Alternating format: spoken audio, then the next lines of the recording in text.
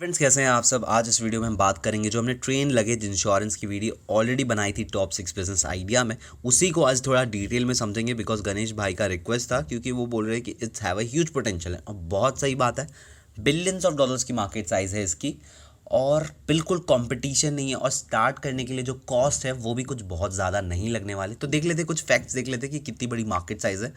तो सबसे पहले मैं आपको ये दिखा देता हूँ। इंडिया में जो है 12,617 ट्रेन्स चलते हैं, जो कि 23 मिलियन पैसेंजर्स डेली कवर करता है, उनको ट्रैवल कराता है। अभी लॉकडाउन में थोड़ा कम हो गए होंगे कोरोना वायरस के कारण, लेकिन आगे जाके ये वापस से बढ़ेंगे ही बढ़ेंगे, क्योंकि पॉपुलेशन बढ़ रही है। जाहिर सी बात है, ठीक है। तो ऐसा तो है नहीं कि आगे जाके लोग ट्रैवल कम कर देंगे। तो ये 23 मिलियन तो कांस्टेंट रहेगा, आगे उससे ज़्यादा बढ़ेगा ही, ठीक है। और ये तो हो गई ट्रेन्स की। और एक यहाँ पे है कि more than 1.6 million buses are registered in India. मतलब 16 लाख बसेस है हमारे इंडिया में रजिस्टर्ड, जो कि यहाँ पे आप नीचे देख सकते हो, कैरिंग रफली 70 मिलियन पीपल पर डे। मतलब 7 करोड़ से ज़्यादा लोग बसेस में ट्रैवल करते हैं। और बसों में भी ट्रैवल करते हैं तो बैग्स वगैरह रखते हैं, ठीक है। मेजॉरिटी ऑफ नहीं रखते होंगे, लेकिन एक बहुत बड़ा अमाउंट ऑफ पॉपुलेशन जो है वो बैग्स लेके ट्रैवल करता है। और हमारा जो मेन आइडिया है जिस पे फोकस्ड है वो बैग्स ही है, ठीक है। तो अभी बात कर लेते हैं कि क्या है ये, क्यों हम बैग का इंश्योरेंस दे रहे हैं। क्योंकि ये देखिए, जैसे कि ये incident caught on camera, thief jumps off on a moving train. मतलब बैग लेके जो है मूविंग ट्रेन से कूद गया। तो ये एक डर है जो लोगों में होते हैं। जैसे 55,000 cases of luggages theft took place in the last 3.5 years in trains. तो ये सारे चीज़ लोगों को डराते हैं, ठीक है। तो अब देख लेते हैं कि हमारा एप्लीकेशन मॉडल कैसा होगा, लोग उसे कैसे यूज़ करेंगे, फिर उसके बाद समझेंगे कि हमारा ये मतलब उसकी मार्केटिंग कैसी होगी एंड ऑल, ठीक है। तो देख लेते हैं एप्लीकेशन कैसा होगा। एप्लीकेशन एकदम सिंपल होगा। ये आपका एप्लीकेशन है, इसमें 3 चीज़ होंगे। लाइक जिस बैग का भी इंश्योरेंस करना है उस बैग का फ़ोटो लेना है। लाइक अगर ग्रुप में है तो ग्रुप में एक साथ फ़ोटो लेना है सारे बैग्स का। और जो भी पर्सन जो इंश्योर करा रहा है, लाइक मेरे अगर 4 बैग हैं और मैं उनको इंश्योर करा रहा हूँ, तो मैं चारों बैग के फ़ोटो लूँगा। और या फिर उसके बाद मतलब मैं अपना नंबर डालूंगा, जो भी मेरा नंबर है वो नंबर फिल करूँगा, और ओके या फिर जो भी ऑप्शन वो कर दूंगा। इसके बाद यहाँ पे मेरे नंबर पे आ जाएगा एक OTP, और जो OTP मैं यहाँ पे डालूंगा, एंड दैट्स इट। यहाँ पे मेरा क्लेम रजिस्टर्ड हो गया। मेरे फ़ोन पे मैसेज आ जाएगा कि आपका क्लेम रजिस्टर्ड हो गया है। ये एनीथिंग जो भी आपको लिखना है वो सब हो जाएगा। बस यही प्रोसेस है। तो इस तरीके से ऐप वर्क करेगी। अब देख लेते हैं कि इसकी मार्केटिंग कैसे होगी, क्योंकि यार जैसे कि 2 करोड़ से ज़्यादा लोग ट्रेन में हैं, 7 करोड़ से ज़्यादा बसों में। तो इतने ज़्यादा जब लोग हैं तो आप अकेले या फिर आपकी सेल्स टीम तो नहीं कर लेगी ना ये चीज़। तो कैसे कैसे करेंगे। तो जैसे कि आप यहाँ पे देख सकते हो, मैंने लिखा है कूली। कूली जो भी ये लोग हैं जो स्टेशंस पे ज़्यादा जो रहते हैं ज़्यादा अमाउंट में, जैसे कूली, लाखों कूली है हमारे देश में, तो क्यों ना उनको यूज़ करें, क्यों ना उनकी इनकम भी थोड़ी बढ़े, एट द सेम टाइम हमारा जो नेटवर्क है वो भी बढ़े।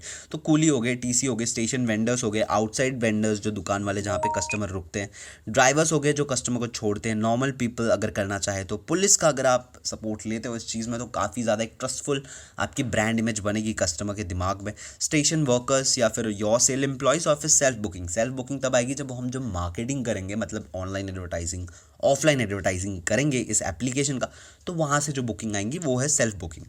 और अगर बसेस में तो bus conductor, driver and other, ठीक है। तो इस तरीके के लोगों को अगर आप एक्सेस देते हो अपने एप्लीकेशन में, तो वो भी सेल्फ प्रमोट करेंगे, आपका प्रमोट करेंगे, आपका ये एप्लीकेशन लोगों को इंश्योर करने के लिए बोलेंगे। तो इससे जो अमाउंट ऑफ पीपल इंश्योर कराएंगे वो काफ़ी ज़्यादा होगा, इंस्टेड ऑफ कि अगर आप खुद जाके आपके सेल्समैन जाके इंश्योर कराने की कोशिश करें तो।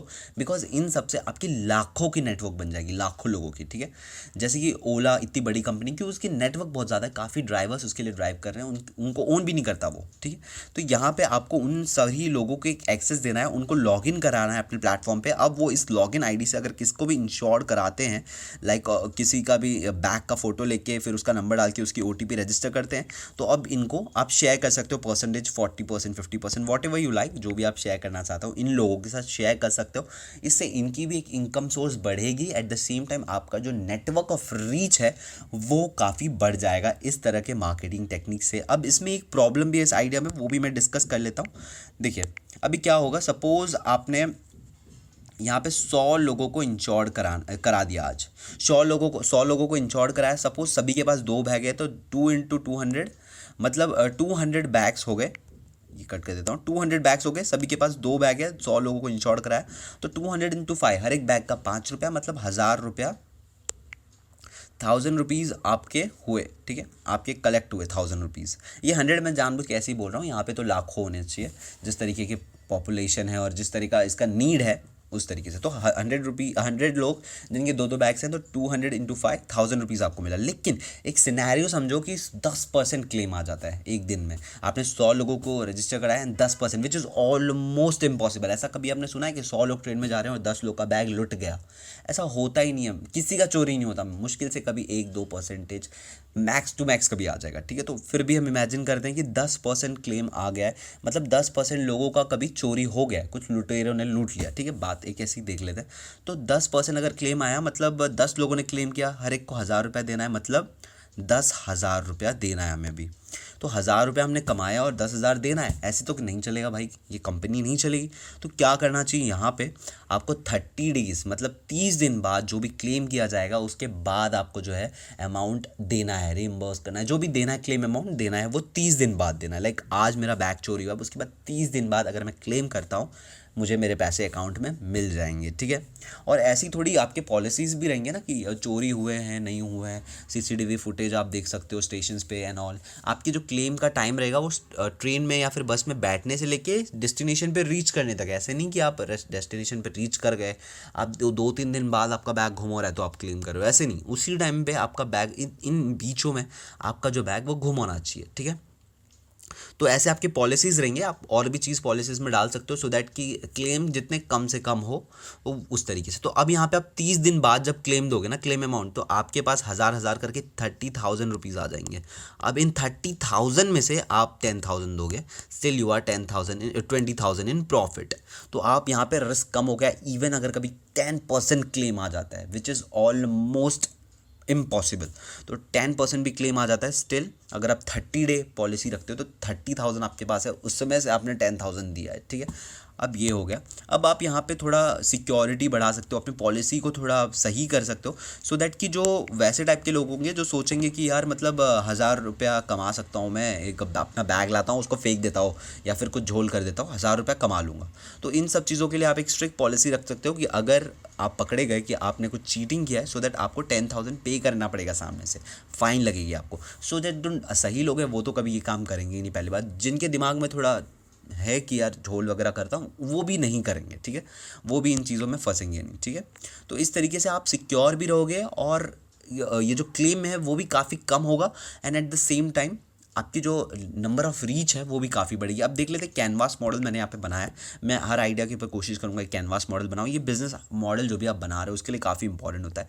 तो देखिए कस्टमर सेगमेंट कौन से, मतलब आपके कस्टमर कौन से रहेंगे? कस्टमर वही रहेंगे जो ट्रैवलिंग करते हैं, जिनके पास बैग्स होता है, जो ट्रेन बसेस में ट्रैवल करते हैं, दे आर आवर कस्टमर, ठीक है। अब देख लेते हैं कस्टमर रिलेशनशिप आप कैसे मेंटेन करोगे, लाइक कस्टमर के दिल में कैसे जाओगे। तो इसके लिए जो कस्टमर का आपके पास नंबर है, उसका मैसेज बॉक्स है आपके पास, उसमें कस्टमर की सिक्योरिटी के लिए, उनके बैग्स की सिक्योरिटी के लिए, अलग अलग सिक्योरिटी के लिए आप उसमें उन कस्टमर को अच्छे अच्छे इन्फॉर्मेशन दे सकते हो, अलग अलग चीज़ें कर सकते हो। इस तरीके से आप कस्टमर से एक रिलेशन कनेक्ट होगा आपका। कस्टमर सोचेगा यार मेरे हेल्प के लिए मैसेज भेज रहा है मेरे, ठीक है। चैनल्स मतलब जिससे आप कस्टमर के पास रीच हो गए, सेम वही coolie, station vendors, outside vendors, drivers, TC and all, जितने भी नेटवर्क है स्टेशन पे सबको आप यूज़ कर सकते हो। ये आपके चैनल्स होंगे।